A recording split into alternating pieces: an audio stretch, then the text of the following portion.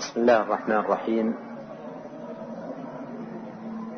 أحمد الله الكريم بمحامده الذي هو لها أهل. أحمده تبارك وتعالى حمدا كثيرا طيبا مباركا فيه كما يحب ربنا ويرضى. أحمده جل وعلا على عطاياه ومننه وآلائه وأفضاله. أحمده جل وعلا على أن هدانا لهذا الدين العظيم ومن علينا باتباع سنة نبيه الكريم صلوات الله وسلامه عليه. أحمده جل وعلا على كل نعمة أنعم بها علينا في قديم أو حديث، في سر أو علانية، في خاصة أو عامة.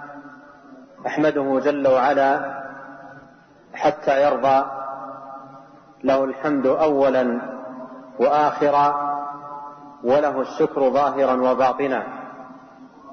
وأشهد أن لا إله إلا الله وحده لا شريك له، ولا رب سواه، ولا خالق إلا هو عز وجل، إله الأولين والآخرين، وقيوم السماوات والأراضين، وخالق الخلق أجمعين. وأشهد أن محمدا عبده ورسوله، وصفيه وخليله، وأمينه على وحيه، ومبلغ الناس شرعه.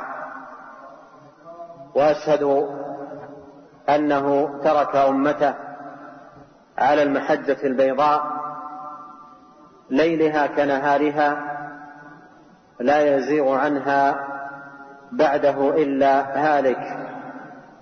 أقام الحجة وأبان المحجة وأوضح السبيل، وما ترك خيرا إلا دل أمته عليه، ولا شرا إلا حذرها منه، وجاهد في الله حق جهاده حتى أتاه اليقين.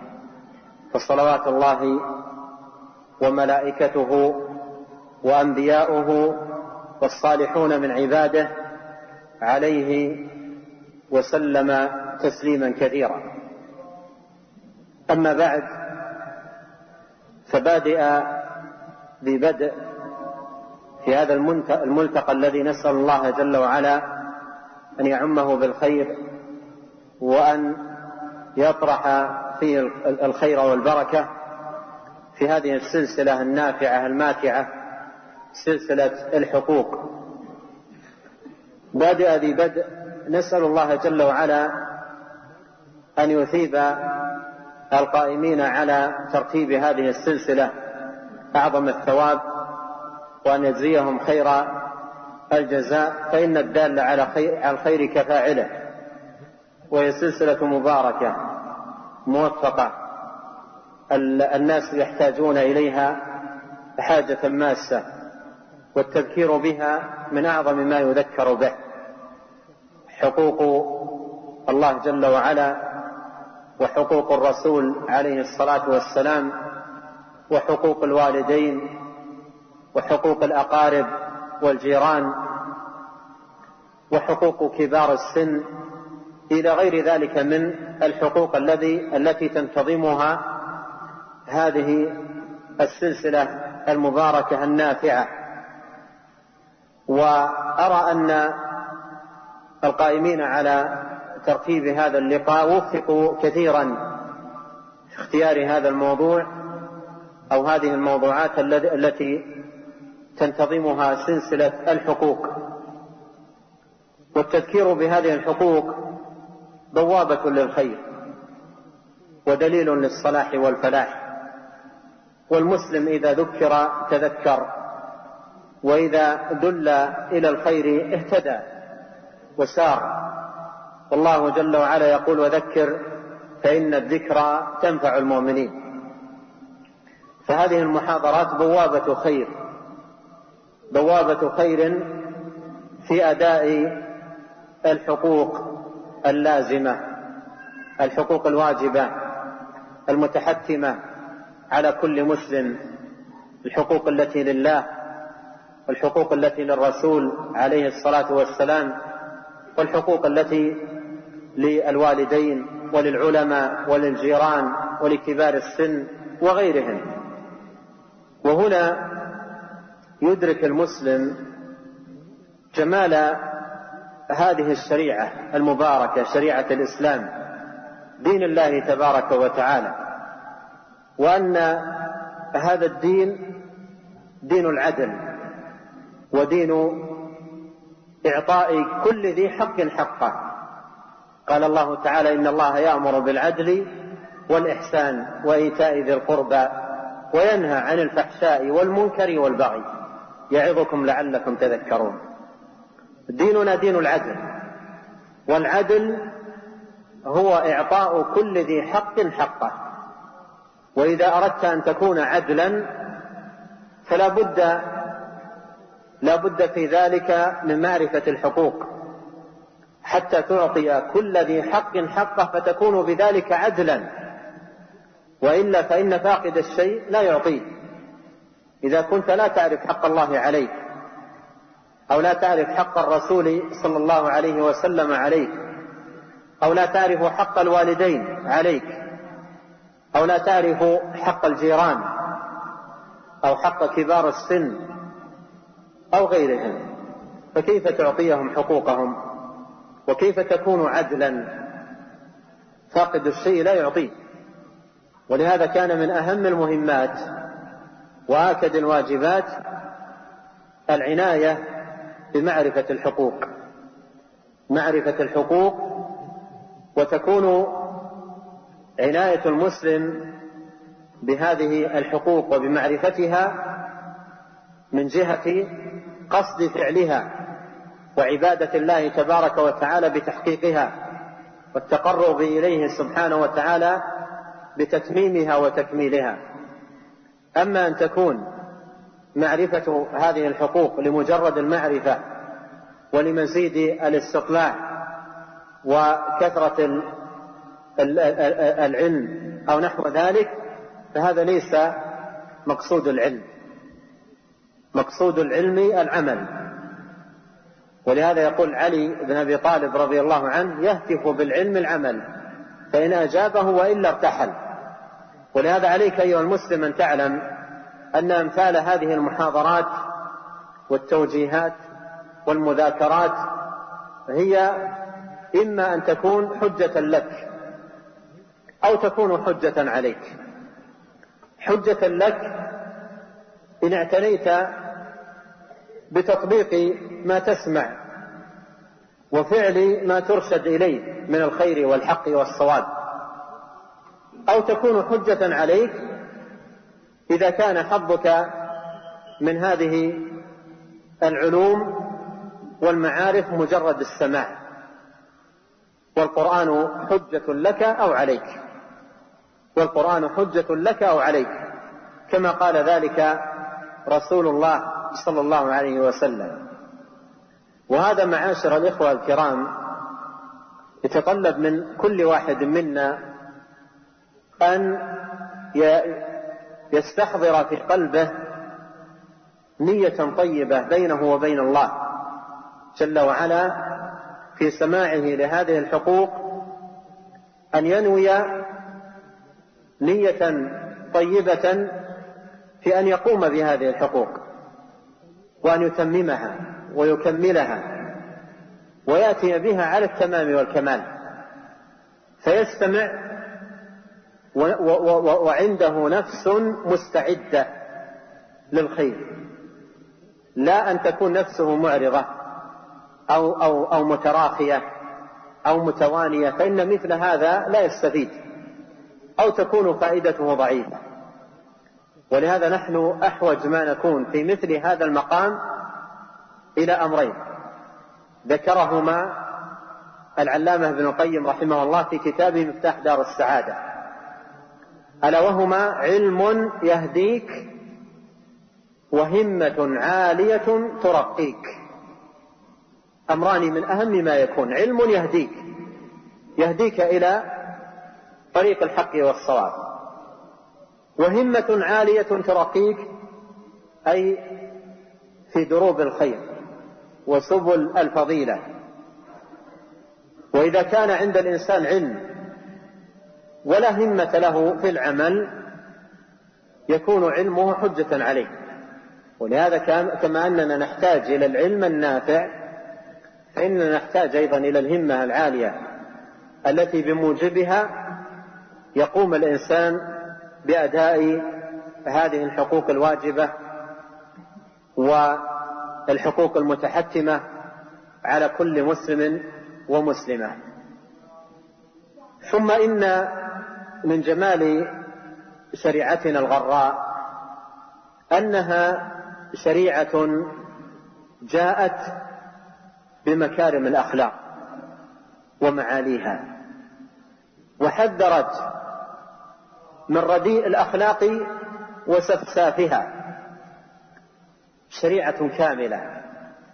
يقول عليه الصلاة والسلام: إنما بعثت لأتمم صالح الأخلاق. إنما بعثت لأتمم صالح الأخلاق. وقال عليه الصلاة والسلام: أقربكم مني منزلة أحاسنكم أخلاقا. وقال عليه الصلاة والسلام: يبلغ المسلم بحسن خلقه درجة الصائم القائم. فحسن الخلق مما دعت إليه هذه الشريعة. دعت الشريعة إلى الأدب الكامل والخلق الرفيع. الأدب مع الله ومع رسوله صلى الله عليه وسلم ومع عباد الله.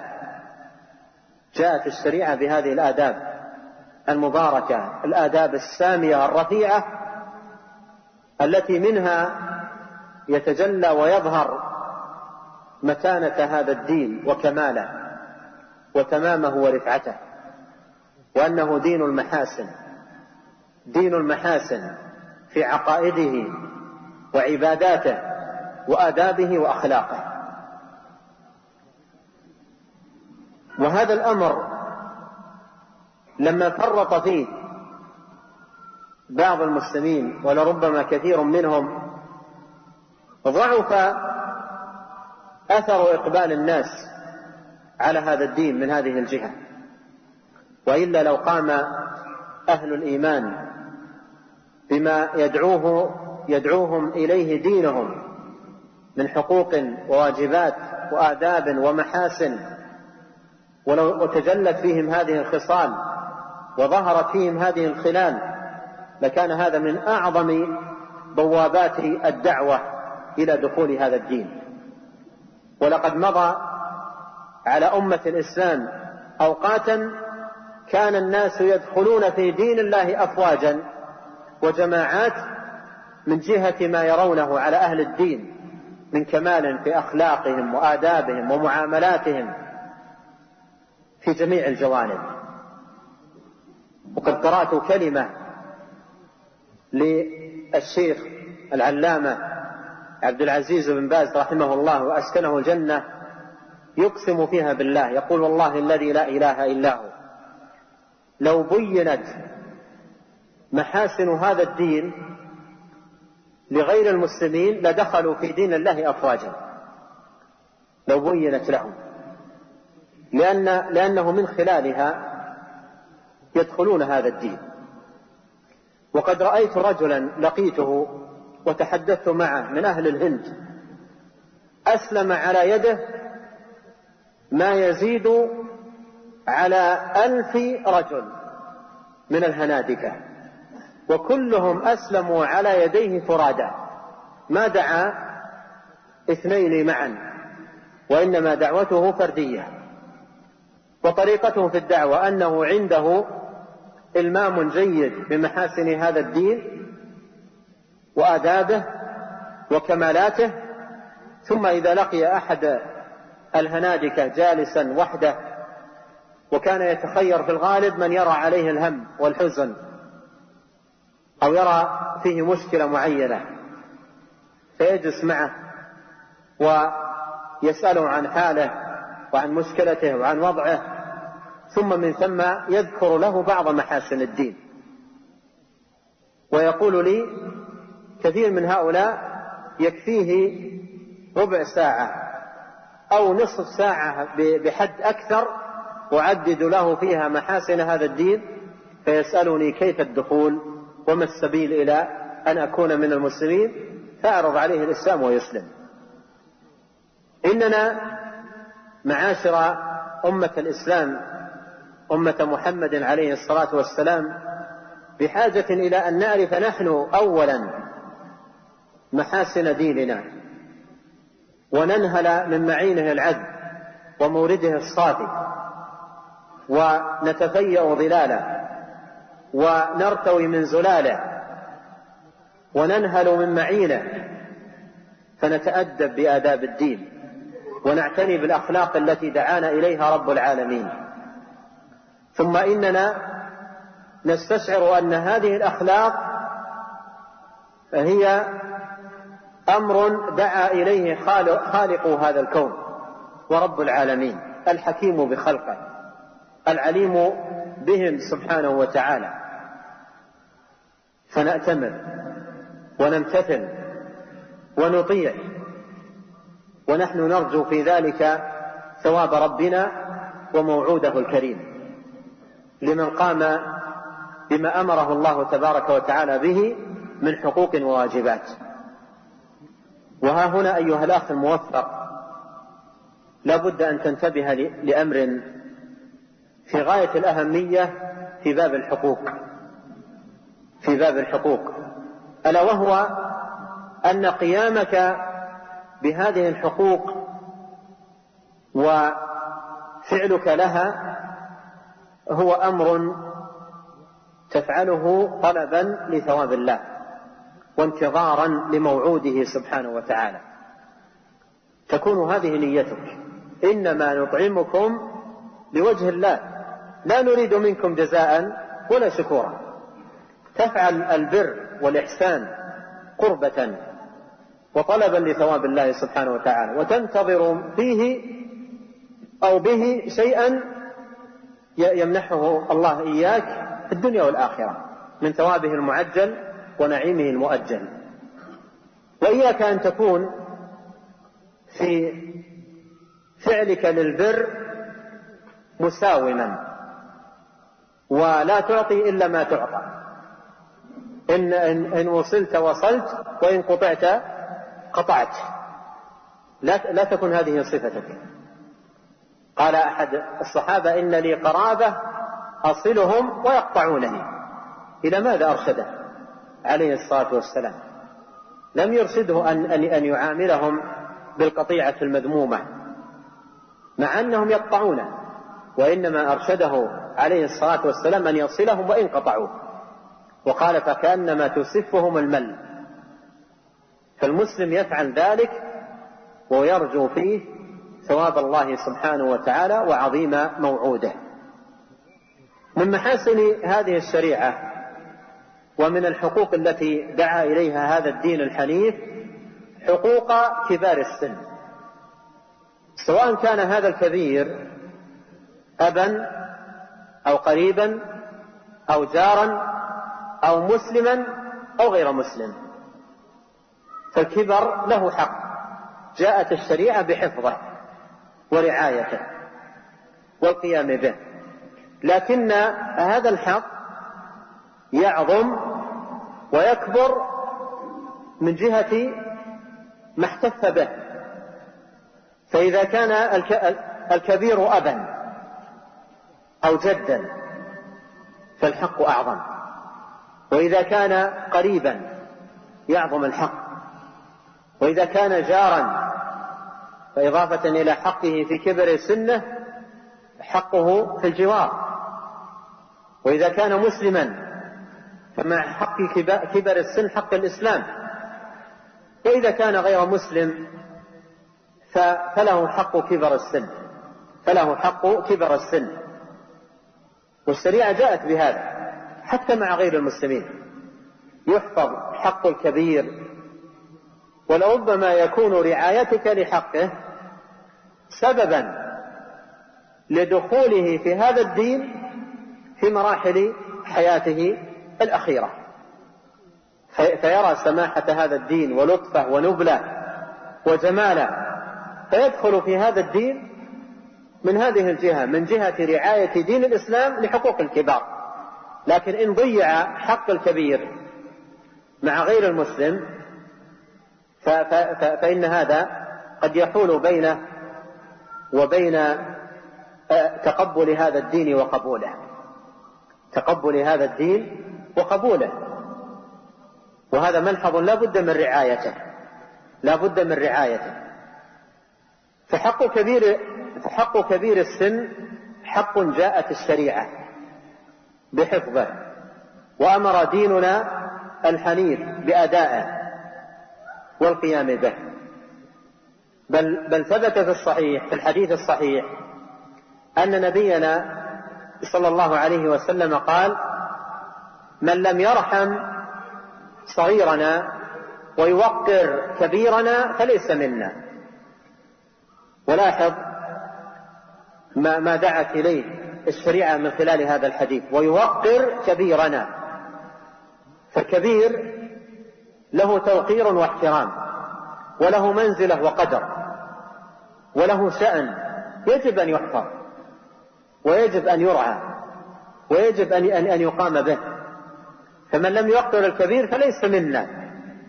وقوله عليه الصلاة والسلام ليس منا، هذا فيه أن من لا يوقر الكبير ولا يحترمه ليس على هدي النبي عليه الصلاة والسلام ولا على طريقته، وليس قائما بهديه وسنته صلوات الله وسلامه عليه.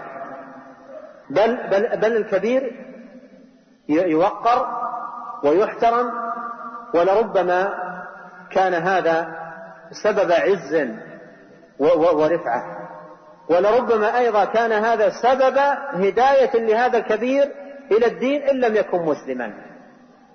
واسمعوا هذه القصة العجيبة التي رواها أهل السير في قصة فتح النبي عليه الصلاة والسلام مكة.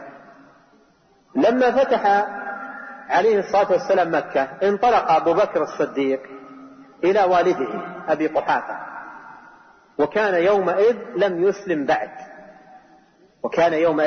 يسلم بعد، فانطلق أبو بكر إلى والده، وكان رجلا شيبة غطى البياض شعر لحيته ورأسه وكساه البياض، فانطلق إليه وأتى به إلى النبي عليه الصلاة والسلام، ودخل به ممسكا بيده، ودخل به إلى نبي الله عليه الصلاة والسلام. وكان يومئذ أبي قحافة كافرا ليس بمسلم. فلما دخل به إلى النبي عليه الصلاة والسلام ماذا قال صلى الله عليه وسلم؟ قال: لماذا جعلت هذا الشيخ يأتينا؟ لماذا جعلت هذا الشيخ يأتينا؟ ألا أخبرتني أنا فآتي؟ لماذا جعلت هذا الشيخ يأتينا؟ ألا أخبرتني أنا آتي؟ يعني النبي عليه الصلاة والسلام يذهب له في بيته، والنبي صلى الله عليه وسلم دخل مكة ماذا؟ فاتحا. هذه الكلمة الآن لما يسمعها هذا الشاعر الرجل المسن الكبير، أي وقع يكون لها في نفسه، وأي أثر يكون لها في قلبه؟ والله إنها لتفتح القلب على مصراعيه، والله إنها لتفتح القلب على مصراعيه، وتجعله قلبا متهيا منفتحا منشرحا لما يدعى إليه. ولهذا وضع النبي صلى الله عليه وسلم على يده على صدره وقال: تشهد أن لا إله إلا الله وأني رسول الله؟ قال: أشهد أن لا إله إلا الله وأنك رسول الله، وأسلم. فشريعتنا جاءت بحفظ حق الكبير ورعاية حقه وإن لم يكن مسلما. فكيف إذا كان هذا الكبير مسلما؟ فكيف إذا كان جارا؟ كيف إذا كان قريبا؟ كيف إذا كان أبا أو أما؟ فلا شك أن الحق ماذا؟ يعظم. لو كان والد الإنسان المسن غير مسلم فالشريعة جاءت بحفظه، بل حتى ولو كان يدعو ابنه إلى الكفر جاءت الشريعة بحفظ حقه، حق الولادة وحق كبر السن. قال تعالى: وإن جاهداك على أن تشرك بي ما ليس لك به علم فلا تطعهما وصاحبهما في الدنيا معروفا. قال: وصاحبهما في الدنيا معروفا. فديننا دين المعروف، ودين السماحة، ودين اللطف، ودين العدل، ودين رعاية الحقوق والقيام بها وإعطاء كل ذي حق حقه. قد جاء في الحديث الصحيح عن النبي صلى الله عليه وسلم من حديث أبي موسى الأشعري أن رسول الله صلى الله عليه وسلم قال: إن من إجلال الله إكرام ذي الشيبة المسلم. إن من إجلال الله إكرام ذي الشيبة المسلم وحامل القرآن غير الغالي فيه ولا الجافي عنه والحاكم المقسط. هؤلاء الثلاثة إكرامهم من إجلال الله سبحانه وتعالى، وأنت مطالب أن تجل رب العالمين وأن تقدره سبحانه وتعالى حق قدره. وإكرامك لهؤلاء ذي الشيبة المسلم وحامل القرآن غير الغالي فيه ولا الجافي عنه والحاكم المقسط أي العدل، كل ذلك من إجلال رب العالمين سبحانه وتعالى. ولاحظ الآن، إذا كنت تكرم الشيبة المسلم، تكرم ذي الشيبة المسلم، فأنت بإكرامك له تقوم بإجلال رب العالمين، لأن من إجلال رب العالمين إكرام ذي الشيبة، لأن الله جل وعلا دعاك إلى هذا الإكرام وأمرك به وحثك عليه ورغبك فيه، فإن قمت به قيامك به من إجلال الله، وإن قصرت في هذا الواجب تقصيرك في هذا الواجب تقصير في إجلال الله، لأن رب العالمين دعاك إلى هذا الأمر لما فيه من الخير والمصلحة والحسن والكمال والجمال، فإن قصرت فتقصيرك ضعف في قيامك بإجلال رب العالمين. وقيامك بهذا الإكرام هو من إجلالك لرب العالمين. فانظر إلى المكانة العالية والمنزلة الرفيعة التي تبوأها هذا الحق الذي هو حق كبير السن ذي الشيبة المسلم. ونصوص شرعنا المطهر ودلائل كتاب الله وسنة نبيه صلوات الله وسلامه عليه في رعاية هذا الحق والقيام به كثيرة جدا يذكرها أهل العلم في كتب الآداب. ولو طالعت الكتاب الفذ العظيم كتاب الأدب المفرد للإمام البخاري رحمة الله عليه أو غيره من كتب أهل العلم في هذا الباب، لرأيت من الأحاديث والنصوص الكثيرة التي تدعو أهل الإيمان وعموم المسلمين إلى القيام بهذا الحق العظيم ورعايته. بل إنك تلمح في هذا الكتاب وفي غيره من كتب أهل السنة الأدب الرفيع والخلق العالي الذي كان عليه جيل الصحابة ومن اتبعهم بإحسان مع كبار السن، مما سيمر معنا لمحات إلى بعضه وإشارة إلى طرف منه إن شاء الله. هنا أيها الأخ الموفق نقف وقفة لا بد منها، نقف وقفة لا بد منها. إذا سمعنا بحق الكبير ودعوة الشريعة للقيام به ورعايته، ويحتاج كل واحد منا إلى جملة من الأشياء يستحضرها في نفسه ويستجمعها في ذهنه لتكون عونا له في القيام بهذا الواجب، وإلا يكون سماع الإنسان إلى أمثال هذا التذكير له تأثير مؤقت. وأنا ألمح هنا إلى مشكلة نعاني منها كثيرا في حياتنا العملية. نحن نسمع مواعظ وتذكيرات مؤثرة جدا، وتأثرنا بها يكون وقتي، يشبهها بعض الوعاظ بإبرة البنج، تأثيرها وقتي. ربما بعض الناس تستمر معه أسبوع أو أزيد أو أقل، ولا ينبغي أن يكون حالنا كذلك، بل ينبغي أن يكون حالنا مع ما نوعظ به ونذكر به من أبواب الخير هو الاستدامة والمواصلة.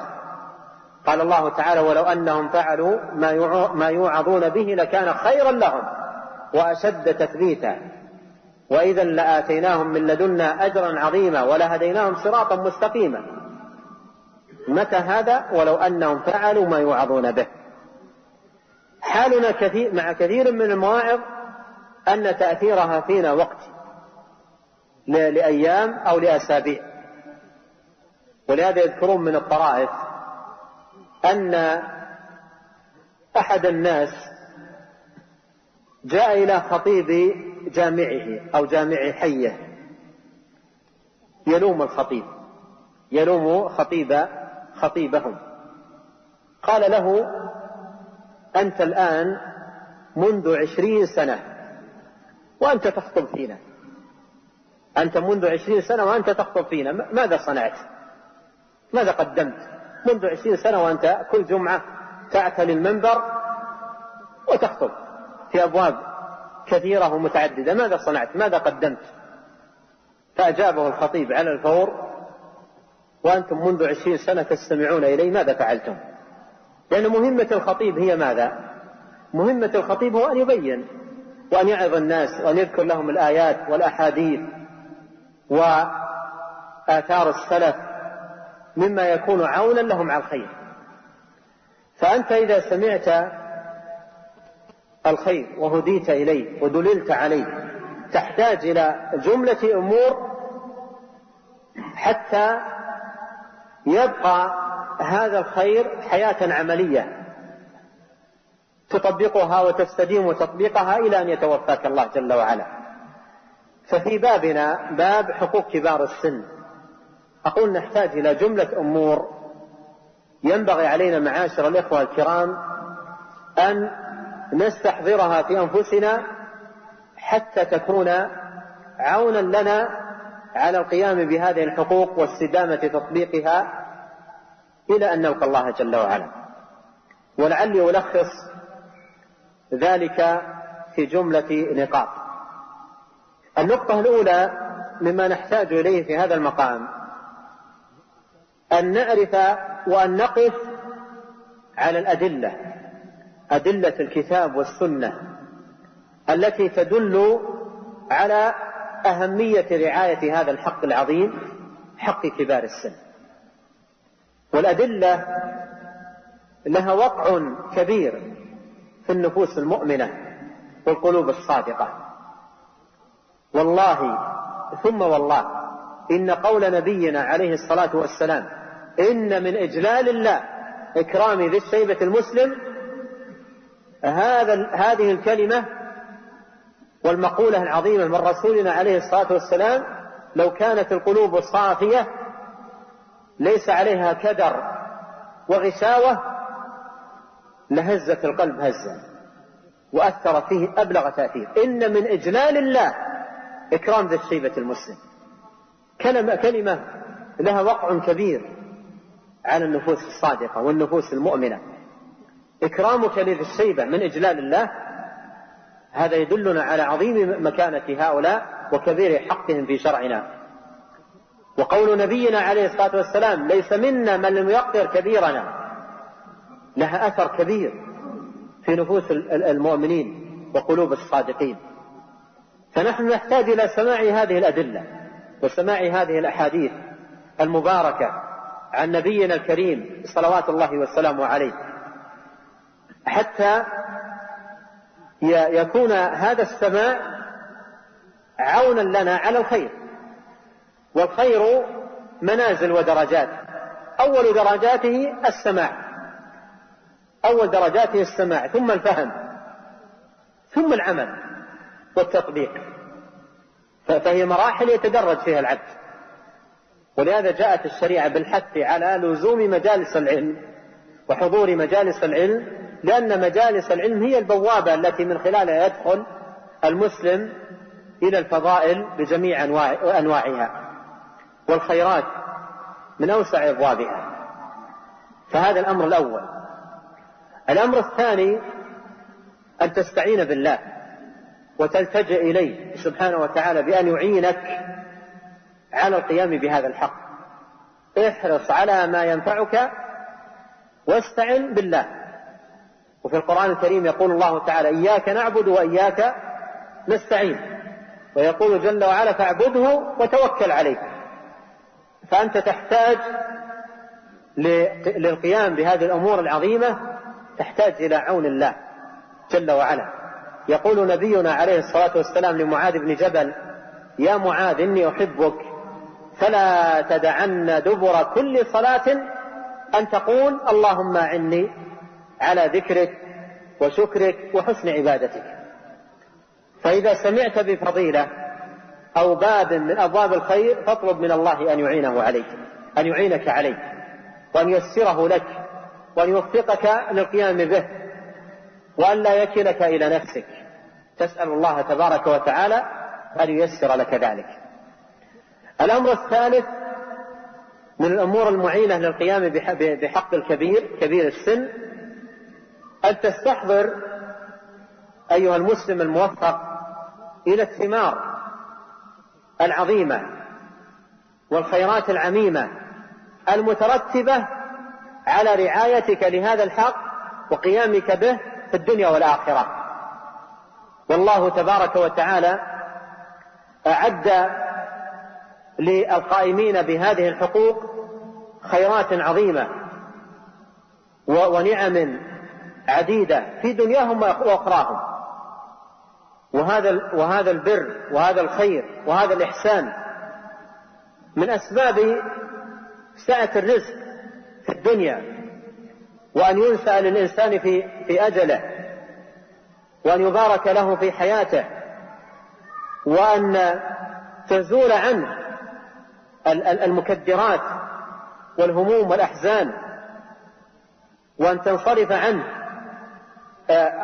المصائب والمحن. يقول عليه الصلاة والسلام: إنما تنصرون بماذا؟ إنما تنصرون بضعفائكم. ويقول عليه الصلاة والسلام: ابغوني في ضعفائكم، إنما تنصرون وترزقون في ضعفائكم. فإذا كان حق الكبير محافظ عليه يقوم أهل الإيمان به ويرعونه، فلا شك أن هذا من أعظم أسباب التيسير والبركة وانصراف الفتن والمحن والبلايا عن الناس. وأيضا يكون سببا للخيرات العظيمة والنعم المتوالية على العبد عندما يلقى الله سبحانه وتعالى. ويبلغ المؤمن بحسن خلقه درجة الصائم القائم، فتبلغ الدرجات العالية والمنازل الرفيعة في الدار الآخرة بحسن خلقك. ومن الخلق الذي أمرنا به الخلق مع كبار السن، فهم أحق وأولى بالخلق الكريم. فهذا الأمر الثالث من الأمور المعينة في هذا الباب. الأمر الرابع أن تتذكر قاعدة وأصلا دل عليه نصوص كثيرة في كتابنا وفي كتاب الله وسنة نبيه عليه الصلاة والسلام، ألا وهو: كما تدين تدان. كما تدين تدان. والله جل وعلا يقول: هل جزاء الإحسان إلا الإحسان. وبالمقابل يقول سبحانه وتعالى ثم كان عاقبة الذين أساءوا ماذا؟ السوء. فالإحسان جزاء الإحسان والإساءة جزاؤها الإساءة. ولهذا جاء في حديث يرفع إلى النبي عليه الصلاة والسلام أنه، وفي سنده كلام، أنه قال من أهان ذا شيبة لم يمت حتى يبتلى بمن يهينه. وهذا المعنى ورد في بعض الآثار عن السلف، جاء في بعض الآثار عن السلف من أهان شيبة وفي سنه لم يمت حتى يقيض الله عز وجل له من يهينه في كبر سنه. وهذا دلت عليه عمومات الشريعة ثم كان عاقبة الذين أساءوا السوء وكما تدين تدان. فأنت إذا كنت ترعى حق الكبير وتحترم الكبير يجازيك الله سبحانه وتعالى من جنس إحسانك، وسيأتي عليك يوم ستكون فيه كبير سن إن لم يتوفاك الله عز وجل قبل ذلك. سيأتي عليك يوم تكون فيه كبير سن، ضعيف بدن، ضعيف حواس، وتحتاج ممن حولك أن يحترموك وأن يعرفوا حقك. فإذا كنت مضيعا لحقوق كبار السن في شبابك تضيع عليك حقوقك في كبرك كما تدين تدان. وإذا كنت في شبابك ترعى حق الكبير وتحترمهم وتقوم بحقوقهم ييسر الله تبارك وتعالى لك من يرعى حقوقك في كبرك.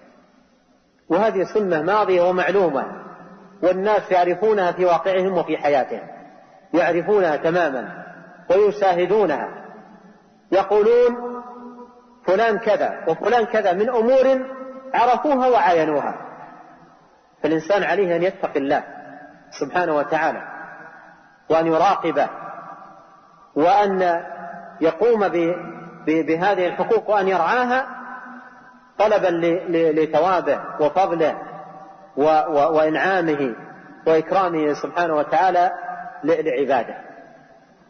ثم أمر آخر خامس مما يعينك على هذا الباب أن تتأمل الحالة المباركة التي كان عليها سلفنا الصالح من أدب مع الكبار واحترام لهم وتوقير لهم وتقدير وقيام بحقوقهم، أن ترعى ذلك الأمر الذي كان عليه سلفنا الصالح.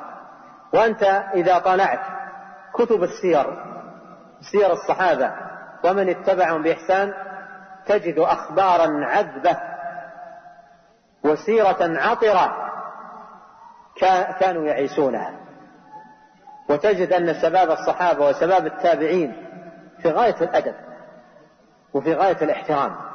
فإذا طلعت سير الصحابة وسير التابعين تتعلم من خلال تلك السير أدب الكبار. لكن إن مضت حياتك وتصرمت زهرة شبابك، إن صرمت زهرة شبابك وأنت مفتون بمطالعة أخبار اللاعبين والفنانين وأشباه أولئك، لا يمكن أن تتعرف على هذه الأخلاق الفاضلة والأخلاق النبيلة التي كان عليها سلفنا والرعيل الأول المبارك. إذن نحن نحتاج إلى مطالعة لسير سلفنا الصالح حتى نزداد من الخير الذي كانوا عليه. وقد قال شيخ الإسلام: من كان بهم أعرف كان بهم أشبه، أو كما قال رحمه الله: إذا كنت على معرفة بحال الصحابة كنت أشبه بهم، لأن التشبه بهم فرع ماذا؟ معرفة حالهم وأخبارهم. ولهذا قيل: كرر علي حديثهم يا حادي فحديثهم يجلو الفؤاد الصادي. انظر إلى نموذج من نماذج كثيرة. كان النبي كما جاء في الصحيحين عليه الصلاة والسلام قال مرة للصحابة وقد أتي بجمار نخلة وأكل منه عليه الصلاة والسلام ووضعه أمامه، ثم قال للصحابة أخبروني عن شجرة، أخبروني عن شجرة لا يتحات ورقها ولا أي ذكر أشياء من صفاتها جعلها الله مثلا للمؤمن، أخبروني عن هذه الشجرة. وكان أمامه جمار النخلة، أمامه جمار النخلة أكل منه، ثم سألهم هذا السؤال أخبروني عن شجرة لا يتحات ورقها ولا كذا ولا كذا ولا كذا، ذكر من صفاتها جعلها الله مثلا للمؤمن. يشير عليه الصلاة والسلام إلى قول الله تعالى في سورة إبراهيم ألم تر كيف ضرب الله مثلا كلمة طيبة كشجرة طيبة أصلها ثابت وفرعها في السماء. يقول ابن عمر فخاض الصحابة في شجر البوادي، خاض الصحابة في شجر البوادي لأنها شجرة قوية ومتماسكة ولا يتساقط منها ورق، فانصرفت أذهانهم تماما إلى أشجار البوادي لأنها هي التي في العادة تكون بهذه الصفة، فأخذوا يذكرون له أسماء أشجار في البوادي. يقول ابن عمر وهو من صغار الصحابة يقول وقع في نفسي أنها النخلة، وقع في نفسي أنها النخلة. وفي المجلس أبو بكر وعمر وأكابر الصحابة، فاستحييت أن أتقدم عليهم، استحييت أن أتقدم عليهم وأن أقول بين أيديهم هي النخلة، استحييت من ذلك فسكت. فلما انتهوا من ذكر ما ذكروه من أسماء الأشجار ولم يقل واحد منهم هي النخلة، قال نبينا عليه الصلاة والسلام هي النخلة، قال هي النخلة.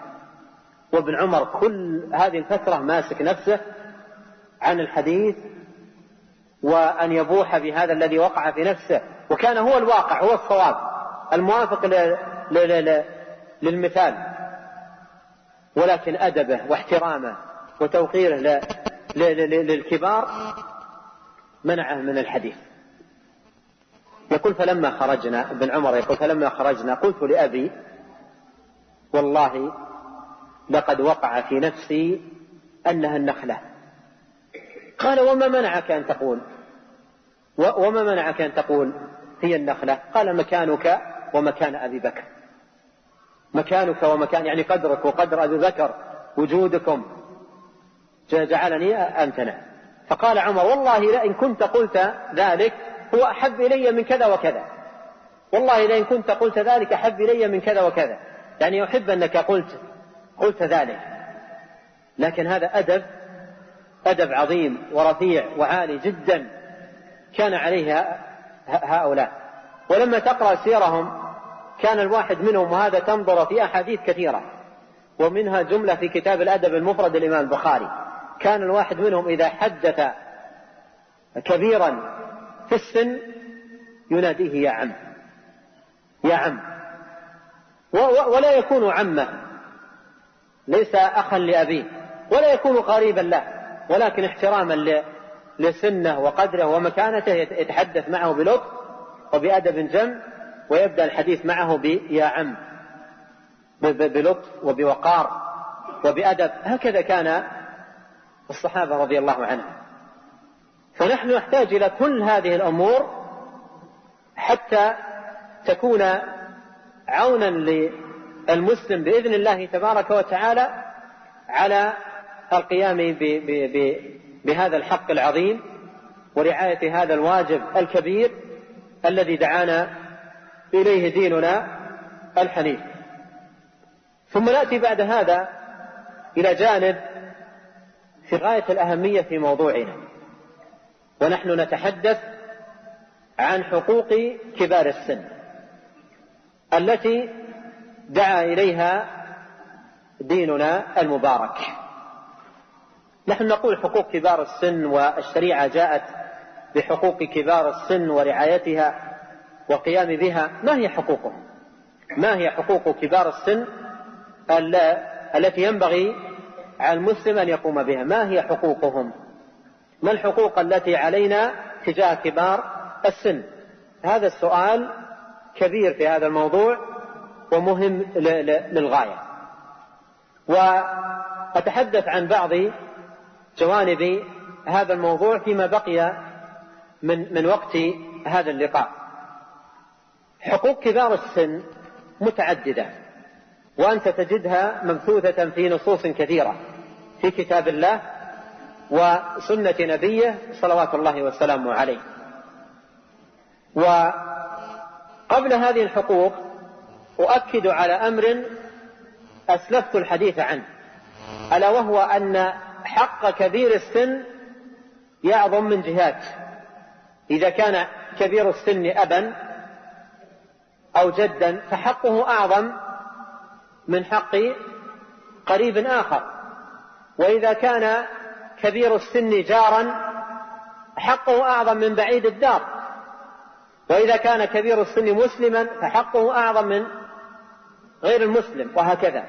فإذا الكبار كلهم يشتركون بأن لهم في الشريعة حق، لكن هذا الحق ومكانته ودرجته وقدره يتفاوت بما يحتف بهذا الكبر من أمور كالقرابة ونحو ذلك، والجوار والإسلام ونحو ذلك. ولهذا ينبغي أن يلاحظ ذلك المسلم في رعايته لحقوق الكبار، في رعايته لحقوق الكبار. نأتي الآن إلى حقوق الكبار ما هي، ونذكرها في نقاط. النقطة الأولى ما جاء في الحديث، ألا وهو قوله عليه الصلاة والسلام: يوقر كبيرا. توقير الكبير، وتوقير الكبير هذه كلمة عظيمة لها معاني جليلة ورفيعة جدا. يوقر الكبير، يوقر يكون له وقار ومكانة وقدر في النفوس ومنزلة في القلوب، له احترام وله إكرام وله قدر في قلوبنا. وهذه منطلق وركيزة القيام بحقوق الكبير، لأن من لا يوقر الكبير لا يمكن أن يقوم بحقوقه، فتوقيره حق له، وهو في الوقت نفسه ركيزة للقيام بسائر حقوقه وجميع واجباته. ولهذا جمع ذلك عليه الصلاة والسلام بهذه الكلمة العظيمة، قال: ليس منا من لم يوقر كبيرنا، من لم يوقر كبيرنا. فتوقير الكبير بأن يكون له في قلبك وقار ومكانة، وتعرف له قدره ومكانته ومنزلته، فهذا حق من حقوقه. الأمر الثاني ما جاء في الحديث الآخر، حديث أبي موسى الأشعري، أن النبي صلى الله عليه وسلم قال: إن من إجلال الله إكرام ذي الشيبة المسلم، أن تكرمه بما تدل عليه هذه الكلمة من معنى. تكرمه بكلامك، تكرمه بعباراتك، بلطفك، تكرمه بمعاملتك، تكرمه بتقديمه، بكل ما تدل عليه كلمة الإكرام من معنى، تقوم بذلك تجاه الكبير. الأمر الثالث أن تبدأه بإلقاء السلام عليه، يسلم الصغير على الكبير. فإذا لقيت كبير السن لا تنتظر أن يبدأك بالسلام، بل أنت تسارع وتبادر في إلقاء السلام عليه، وتلقي عليه السلام بكل أدب وبكل احترام وبكل توقير وبلطف، وتراعي أيضا حاله في كبر سنه. إذا كان سمعه تعرف من سمعه سلامة وعدم ضعف، تلقيه بصوت يسمعه ولا يؤذيه. وإذا كان بسبب كبر سنه تقل سمعه أيضا تراعي ذلك. إذا كنت تعلم من حاله ذلك تلقي عليه سلاما يسمعه، فتلاحظ هذا وتبدأ الكبير بالسلام ولا تنتظر أن يبدأك بالسلام. يسلم الصغير على الكبير والراكب على الماشي كما جاءت بذلك شريعتنا المباركة. فهذا من حقوقهم. ومن حقوقهم أيضا أن يترك له البدء بالكلام وأن يقدم في الكلام، وهذا مما جاءت به السنة، ويقدم في المجلس ويقدم في الطعام، فهذا من حقوقهم. ولهذا جاءت السنن في قصة عبد الله بن سهل ومحيصة بن مسعود في قصة ذهابهم إلى خيبر، وكانت يومئذ صلح مع اليهود، فدخل عبد الله بن سهل ومحيصة بن مسعود، ثم إن أحد اليهود اعتدى على عبد الله فقتله، فجاء محيصة فوجده في دمه ولا يدري من قتله، ولا يدري من قتله من هؤلاء، فذهب وأخذه ودفنه. ثم ذهب محيصة وحويصة ابن مسعود وعبد الرحمن بن سهل أخو القتيل إلى النبي عليه الصلاة والسلام ليذكر له الخبر وليخبراه بما حصل. فعبد الرحمن الذي هو أخو القتيل بدأ بالحديث، بدأ يتحدث عند رسول الله عليه الصلاة والسلام، فقال أراد أن يبدأ، قال يا رسول الله يريد أن، فقال النبي صلى الله عليه وسلم كبر كبر كبر كبر، يعني يبدأ الكبير. فتحدث حويصة ومحيصة ابن مسعود بالذي حصل. الشاهد قوله ماذا؟ كبر كبر. وأيضا في قصة السواك وفي غير ذلك كان عليه الصلاة والسلام يراعي الكبير. فتوقير الكبير واحترامه وإعطاء حقه في الحديث وفي الكلام هذا من جملة حقوقهم. من حقوق الكبار أن تعرف له وضعه، وهذه من الأمور التي يجهلها كثير من الشباب، أن تعرف له وضعه من حيث الصحة، من حيث ضعف البدن، من حيث ضعف الحواس.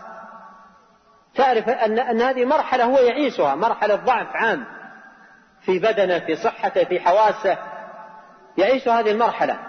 وأنت إذا فسح الله في عمرك وأمدك ستمر بمثل هذه المرحلة. أنت الآن في قواك، في سمعك وبصرك وبدنك، ثم ستؤول بك الأمر إلى هذه المرحلة، مرحلة الضعف. الله الذي خلقكم من ضعف ثم جعل من بعد ضعف قوة ثم جعل من بعد قوة ضعفا وشيبة. هذه مراحل حياة الإنسان. ومنكم من يتوفى ومنكم من يرد إلى أرض العمر. فهذه مراحل حياة الإنسان. إذا من حقه عليك أن تعرف حالته الصحية ووضعه النفسي ووضع حواسه. بل إن بعض الناس بسبب كبره ووهنه وضعفه وضعف حواسه ترجع تصرفاته إلى أشبه ما يكون بتصرفات الصغير. فمثل هذا كيف تعامله؟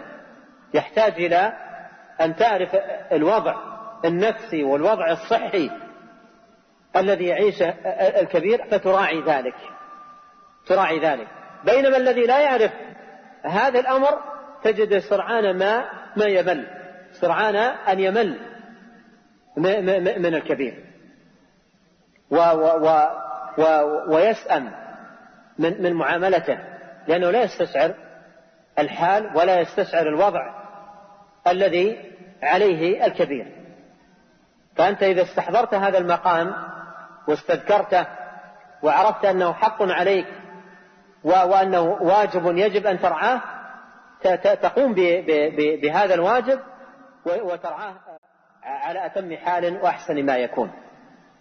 أيضا من حقوق الكبار الدعاء لهم، تدعو لهم، تدعو له بحسن الخاتمة، تدعو له بطول العمر في طاعة الله عز وجل، تدعو له بالتوفيق والسداد، تدعو له بأن يحفظه الله جل وعلا وأن يمتعه، تدعو له بأن يكون ممن قال فيهم عليه الصلاة والسلام خيركم ممن طال عمره وحسن عمله. يقولون إن سليمان بن عبد الملك دخل مرة المسجد فوجد في المسجد رجل كبير السن، رجل كبير في السن، فسلم عليه قال: يا فلان تحب أن تموت؟ يعني أنت الآن كبير في السن تحب أن تموت؟ قال: لا. قال: ولما؟ يعني إيش الذي ترجوه وأنت الآن بهذا الوهن وبهذا الضعف؟ قال: ذهب الشباب وشره وجاء الكبر وخيره، أنا إذا قمت قلت بسم الله، وإذا قعدت قلت الحمد لله، وإذا أكلت قلت بسم الله، وإذا طعمت قلت الحمد لله، أحب أن يبقى لي ذلك. يعني أريد أن أستمر حامدا ذاكرا شاكرا. فشر الشباب وما فيه من تسلط الشهوة وتسلط قوة الشباب والميل إلى الأحوال الرديئة هذه ذهبت انتهت، والآن أنا في خير الشيخوخة وبركة الشيخوخة، فأنا أريد أن يبقى لي ذلك. وهذا المعنى هو ما قاله عليه الصلاة والسلام: خيركم من طال عمره وحسن عمله. فهو يعيش مرحلة دنو الأجل وقرب المفارقة للحياة، فيذكر الله ويشكر الله ويحمد الله ويسبح ويهلل ويدعو، فيريد أن يبقى ذلك له. فالدعاء لهم بطول العمر وحسن العمل وحسن الخاتمة هذه من جملة الحقوق التي ينبغي أن يرعاها المسلم لهؤلاء الكبار. على كل حال هذه جملة من اللفتات والإشارات حول هذا الموضوع الكبير الجليل، موضوع حقوق كبار السن، وهو من الموضوعات التي اهتم بها أهل العلم وبينوها، ولا سيما في كتب الآداب، ووردت فيها من النصوص والأدلة والآثار النافعة عن سلف الأمة الشيء الكثير. وهذه إشارة ولفتات حول هذا الموضوع.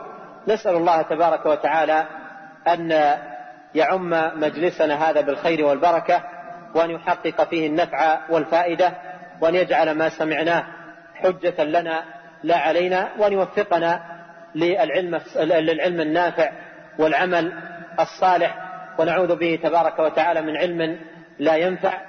ونسأله تبارك وتعالى بأسماء الحسنى وصفاته العلى أن يبارك في كبار السن من آبائنا وأقاربنا وجيراننا وعموم المسلمين، وأن يحفظهم بحفظه، وأن يتولاهم برعايته، وأن يوفقهم بتوفيقه، وأن يمن عليهم بحسن الختام وطيب العمل وسديد القول، إنه تبارك وتعالى سميع الدعاء وهو أهل الرجاء، وحسبنا ونعم الوكيل. وآخر دعوانا أن الحمد لله رب العالمين، وصلى الله وسلم على نبينا محمد وعلى آله وصحبه أجمعين. أحسن الله إليكم وبارك في علمكم ونفعنا بما قلتم، ونستأذنكم منا بقراءة من بعض الأسئلة المتعلقة بموضوع المحاضرة. يقول السائل: بارك الله فيكم ونفع بكم.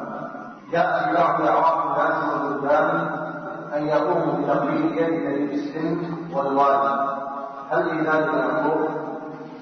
تقبيل اليد بالنسبة للكبير الوالد فهذا جاء في بعض الآثار، ولكن الذي يعني ورد في السنة وفي أحاديث النبي صلى الله عليه وسلم تقبيل رأس الوالد أو الأب أو كبير السن، تقبيل رأسه، فهذا يفعله المسلم ويثاب إن شاء الله على ذلك، ولا يكون هذا الأمر يعني أمرا مستديما وأمرا يعني متكررا في كل لقاء، ولكنه من جملة الأدب مع الكبار أن يقبل رأسه احتراما له وتقديرا له. وتقبيل اليد جاء فيه بعض الآثار عن السلف في هذا المعنى. نعم. أحسن الله إليكم. هذا سائل يقول: كيف يتم التعامل مع كبير السن إذا كان لا يصلي أو إذا كان يأتي بعض المعاصي؟ أفيدونا جزاكم الله خيرا.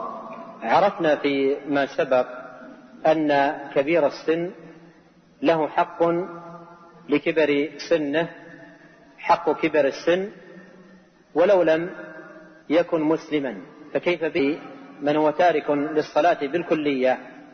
فهذا كافر، لقوله عليه الصلاة والسلام: العهد الذي بيننا وبينهم الصلاة فمن تركها فقد كفر.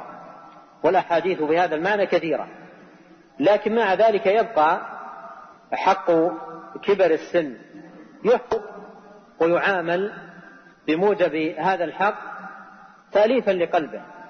تأليفا لقلبه، لعل الله تبارك وتعالى يهديه إلى العودة إلى الحق وإلى الصواب، ولا سيما إن كان أبا أو قريبا، فيعامله الإنسان المعاملة الدنيوية بالمعروف والإحسان، ويكون هذا فيه أيضا تأليف لقلبه، لعل الله سبحانه وتعالى يمن عليه بالهداية والتوفيق.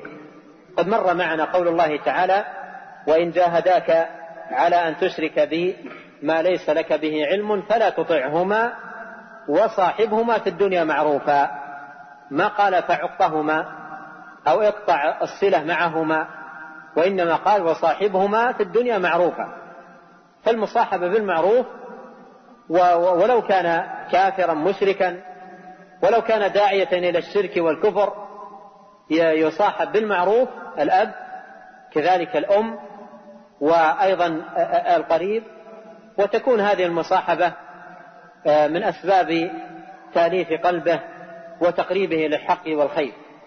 وإذا كان من عصاة المؤمنين فأيضا يعامل معاملة طيبة، وفي الوقت نفسه تبذل له النصيحة بأدب وبدون تعال عليه أو ترفع أو نحو ذلك، وإنما تبذل له النصيحة بأدب وبلطف وبأسلوب حكيم، لعل الله تبارك وتعالى أن يمن عليه بالهداية وأن يوفقه للاستقامة. أحسن الله منكم. هذا سائل يقول: هل مناداة كبير السن يا والد فيه انتساب المال إلى غير والده أعني انتساب الدين عنه؟ أبدا، هذه من جملة الاحترام للكبير، أن يقول له يا عم أو يا والد أو نحو ذلك من العبارات التي يراد بها ويقصد بها الاحترام والتوقير، فلا ضير في ذلك. وهذا فيه آثار كثيرة، وجملة منها موجودة في كتاب الأدب المفرد للإمام البخاري رحمه الله. فإن قال له يا عم أو يا خال أو يا والد، كلها لا يقصد بذلك عمومة النسب أو الأبوة أبوة النسب، وإنما المراد بذلك احترامه وتوقيره والتلطف في الحديث معه. وهذا جاء فيه آثار عديدة عن السلف في هذا المعنى.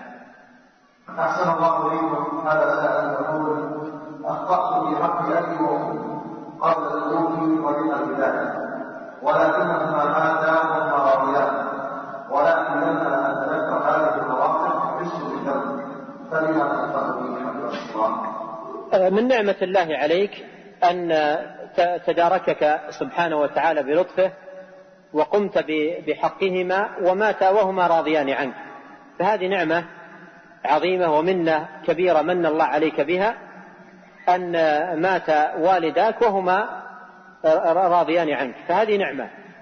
وما كان منك من تقصير وإضاعة لحقوقهما فهذا من الإثم ومن الخطأ، ولكنه عقبه ولله الحمد توبة ورجوع وطلب المسامحة من الوالدين ورعاية لحقوقهما إلى أن مات على هذه الحالة وهما راضيان عنه. وعلى كل حال الذي مضى وانتهى، فأنت تستغفر الله تبارك وتعالى وتتوب إليه منه وتطلب منه العفو سبحانه وتعالى، وتحمد الله على منة التوفيق لموت الوالدين وهما راضيان عنك، هذه نعمة عظيمة ومنة كبيرة. ثم تحفظ برهما وحقهما بعد الوفاة، لأن الوالدين كما أن لهما حقوقا حال حياتهما فلهما أيضا حقوق بعد وفاتهما. ومن حقوق الوالدين بعد الوفاة الدعاء لهما بالمغفرة والرحمة والعتق من النار، وكذلك أعمال البر التي جاء مشروعية القيام بها مثل الحج أو الصدقة عن الوالدين، وأيضا بر ودهما والإحسان إلى أصدقائهما، هذا كله من بر الوالدين، فتقوم بذلك كله. وما كان منك من خطأ في سالف أمرك فهذا تستغفر الله تبارك وتعالى وتتوب إليه، والله تبارك وتعالى غفور رحيم. أحسن الله إليكم. هذا سائل يقول: أنا شاب سال 26 من العمر وأعاني من مشاكل مستمرة بين والدي، فأبي سامحه الله دائما يكشف مني على أسباب الأسباب ويريدها أمام الأولاد، علما بأنهما تجاوزا 50 من العمر، بل واجب عليهم إذا ما يحدث ولماذا تصنعون؟ هنا في مثل هذا المقام يتأكد على الابن أن يكون وسيلة لجمع القلوب وائتلاف النفوس وزوال الشر من البيت، ولا أن يكون وسيلة لزيادة الشقاق والفرقة. ففي مثل هذه الحال بعض الأبناء إما أن يقف وهو في الغالب مع صف الأم ضد الأب ويتجنى على والده ويسيء له ويعتدي عليه ويظلمه ويهضمه حقه، أو أن يقف إلى جنب الوالد لسبب أو لآخر، وهذا من الخطأ. فإذا كان بين الوالدين سوء تفاهم وضعفا في العشرة فلا تكن أنت سببا في تفاقم هذا الأمر وزيادته، وإنما تسعى بأن تكون مصلحا جامعا للقلوب مؤلفا بين الوالدين محسنا إليهما كليهما قائما بحقيهما، ولا تضيع حق أحدهما على الآخر حتى وإن كان أحدهما عنده نوع خطأ أو عنده نوع تقصير، فتقصيره ليس مسوغا ولا موجبا لأن تقوم أنت أيضا بالاعتداء والتقصير، فهذا جانب ينبغي أن يلحق. والله تبارك وتعالى يقول: لا خير في كثير من نجواهم إلا من أمر بصدقة أو معروف أو إصلاح بين الناس. هذا إذا كان بين الناس، فكيف بين الوالدين؟ إذا كان الخلاف بين الوالدين فالإصلاح منك متأكد أكثر منه في غيرهما للحق العظيم الذي عليك تجاه الوالدين. ومن أسف أن بعض الشباب ينزلق في هذا الوادي وفي خضم المشكلات التي تنجم بين الأبوين والخصومات التي تنشب بينهما، فيكون عاملا مساعدا لزيادة الشقاق وقوة الخلاف بين الأبوين، وهذا من الخطأ الفادح والخلل الكبير. إذن الواجب عليك يتلخص في نقاط. النقطة الأولى أن تكثر من الدعاء لأبويك أمك وأبيك بأن يجمع الله سبحانه وتعالى قلوبهما على الخير، وأن يصرف عنهما الشيطان، وأن يزيل ما بينهما من شحناء وبغضاء. والأمر الثاني أن تسعى بالإصلاح بينهما والتلطف معهما وجمع قلوبهما، فتثني على الوالد أمام الوالدة وتذكر لها أنه يثني عليك ويذكرك بالخير وغير ذلك مما يكون سببا إلى ائتلاف القلوب، وتفعل ذلك مع الوالد تجمع بينهما. بعض الأبناء يفعل أمورا لا يترتب عليها إلا فساد العلاقة بين الأبوين، مثل أن يسمع مثلا والده قال كلمة لا تليق بأمه من سب أو غيره، فيذهب إلى أمه ويقول اليوم سمعت الوالد يقول فيك كذا وكذا. هذا ماذا يقدم إلا زيادة الفرقة وزيادة الشقاق بين الأبوين، وهذا من الخطأ، هذا من الخطأ ومن الغلط. فهذه الأخطاء ادفنها ولا تنقلها بين الأبوين، والأشياء التي تجمع بينهما انقلها. إن سمعت من الوالد ولو كلمة صغيرة قال عن والدتك ثناء أو كلمة طيبة، تعال عند الوالدة وضخم هذا الكلام وقول أنني سمعت من الوالد اليوم ثناء عليك وذكر لك بالخير وكذا، وحقيقة أثلج صدري وفرحت كثيرا بما سمعت منه وسرني. قلبها يلين ونفسها تطمئن والشر الذي فيها يخف. وهكذا أيضا عند الوالد نفس الشيء.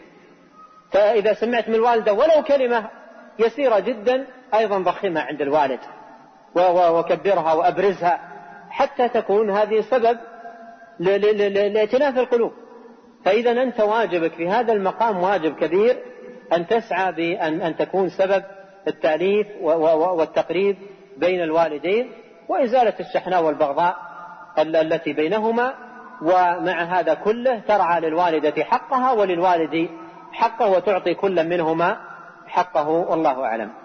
أحسن الله إليكم. هذا سائل يقول: رجل بلغ والده الانتقال فكان يسلم إليه ويذكره، ثم إنه ملل ولم يسلم عليه فأصبح آثما وما يجوز عنه، فهل النصيحة حفظكم الله؟ هذا أيضا من الأمور المؤسفة والمؤلمة، أن بعض الأبناء يأتي بمرحلة من الإحسان ثم يسأم ويمل ثم يترك الإحسان ولهذا بعض الأبناء يصل به الحد أن يذهب بوالده أو بوالدته إلى مكان أماكن التأهيل وأماكن رعاية الكبار ويتركه في ذلك المكان، بل لربما يعني طرحه طرحا في ذلك المكان وولى على عقبيه ولم يرعى له حتى الزيارة. وفي بعض هذه الأماكن، وقد زرنا بعض هذه الأماكن، يبقى الوالد أو الوالدة 15 سنة أو أقل أو أكثر ولا يكون من أبنائهما حتى الزيارة ولا حتى في يوم العيد. يكون والده على قيد الحياة وفي مركز التأهيل ورعاية، وتمضي عشرات السنين والأعوام ولا يزوره مجرد زيارة. هذا لو سئل أتحب من أبنائك أن يكونوا مثلك لوالدك إذا كبرت، ماذا يقول؟ ما يرضى ولا يقبل ذلك. وقد قال عليه الصلاة والسلام في الحديث الصحيح: ما من أحب أن يزحزح عن النار ويدخل الجنة فلتأتي منيته وهو يؤمن بالله واليوم الآخر وليأتي للناس الشيء الذي يحب أن يؤتى إليه. فهذا شيء لا تحبه لنفسك، فكيف رضيته لأمك أو لأبيك؟ فسواء وصل إلى مرحلة الخرف أو لم يصل، فأنت متعين عليك أن تقوم بحقه مقابلة للإحسان ورعاية للجميل وحفظا للمعروف. والله تبارك وتعالى يقول: وصينا الإنسان بوالديه حملته أمه وهنا على وهن وفصاله في عامين أن اشكر لي ولوالديك إلي المصير. قرن حق الوالدين بحقه وقرن شكر الوالدين بشكره، أن اشكر لي ولوالديك. فهذا حق يبقى حتى لو كان بلغ مرحلة الخرف أو الوهن أو الضعف العام في كل القوى، يبقى له حق لازم يسألك الله تبارك وتعالى عنه يوم القيامة، يجب أن ترعاه ويجب أن تقوم به. فنقول لهذا الأخ اتق الله عز وجل ولا تمل، وأحذرك من يوم تندم عليه، لأن هذا الأب سيفارق الحياة إما غدا أو بعد غد أو بعد شهر أو بعد شهرين، فإذا فارق الحياة وأنت مضيع لحقه تندم ولا ينفعك الندم. فانتهز فرصة وجوده وبقائه وتمكنك من خدمته ورعايته وابذل ذلك له، وسيكون ذلك قرة عين لك وسعادة وبوابة خير لك في الدنيا والآخرة، وبركة لك في مالك وأولادك وذريتك، هذا في دنياك، غير الثواب المؤجل الذي أعده الله سبحانه وتعالى لأهل الإحسان من عباده. أحسن الله إليكم. هذا سائل يقول: جاء في الحديث إن الرجال لا يقام فيه المسلم، أرجو منكم بيان عن كلمة إجلال.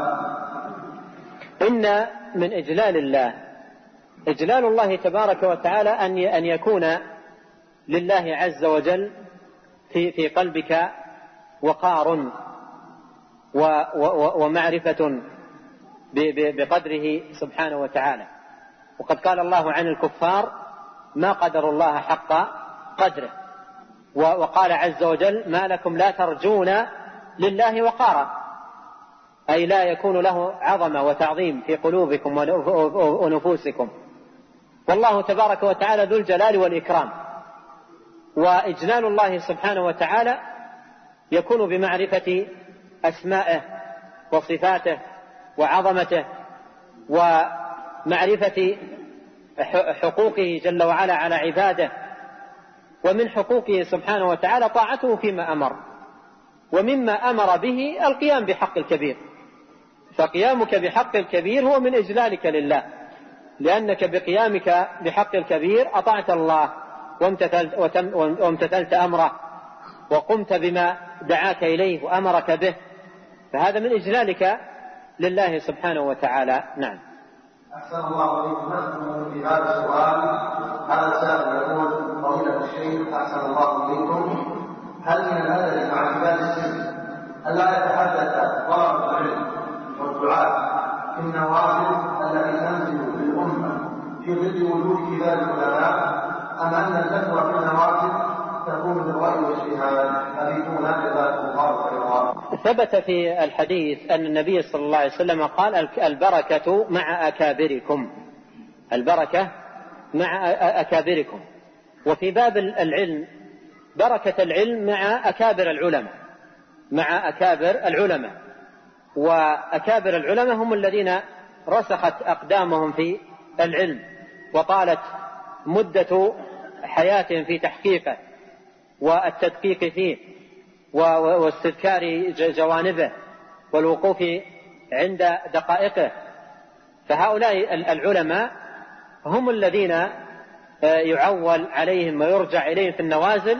وأما طلاب العلم المبتدئين والدعاة وأمثال هؤلاء فالرجوع لا يكون إليهم، وإنما يكون إلى العلماء الراسخين. وهذا هو الذي أدبنا الله سبحانه وتعالى به في كتابه.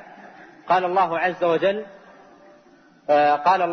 وجل: ولو ردوه إلى الرسول وإلى أولي الأمر منهم لعلمه الذين يستنبطونه منهم. قال جل وعلا: وإذا جاءهم أمر من الأمن أو الخوف أذاعوا به ولو ردوه إلى الرسول وإلى أولي الأمر منهم لعلمه الذين يستنبطونه منهم ولولا فضل الله عليكم ورحمته لاتبعتم الشيطان إلا قليلا. قال الشيخ عبد الرحمن بن سعدي رحمه الله في تفسيره لهذه الآية من سورة النساء، قال: هذا تأديب أدب الله تبارك وتعالى به عباده في النوازل العامة وفي الأمور التي تمس أمن الأمة ومصالح الأمة العامة وتمس خوف الأمة. أدبهم الله جل وعلا بهذا الأدب. قال: ولو ردوه إلى الرسول وإلى أولي الأمر منهم، أي العلماء الراسخين. ولهذا قال: لعلمه الذين يستنبطونه منهم. فلا ترد النازلة والأمور التي تمس مصالح الأمة العامة إلى كل أحد وإنما ترد إلى الأكابر من أهل العلم الراسخين والعلماء المحققين والفقهاء الضالعين الذين من الله عليهم بالفقه في دينه تبارك وتعالى، فيرجع إلى أمثال هؤلاء. والبركة مع هؤلاء كما قال عليه الصلاة والسلام: البركة مع أكابركم. بينما إذا ردت النوازل إلى من دون هؤلاء يتورط الناس في ورطات عظيمة ويقعون في نكبات. وهذا من ينظر في أحوال الناس في مثل هذه الأمور ورجوعهم إلى غير العلماء يجد نتيجة مثل هذه الورطات. بينما إذا كان الرجوع إلى الأكابر من أهل العلم فإن السبيل مامونة والخير متحقق بإذن الله تبارك وتعالى، وفي ذلك طاعة الله وطاعة رسوله صلوات الله وسلامه عليه. وبالله وحده التوفيق، والله أعلم، وصلى الله وسلم على نبينا محمد.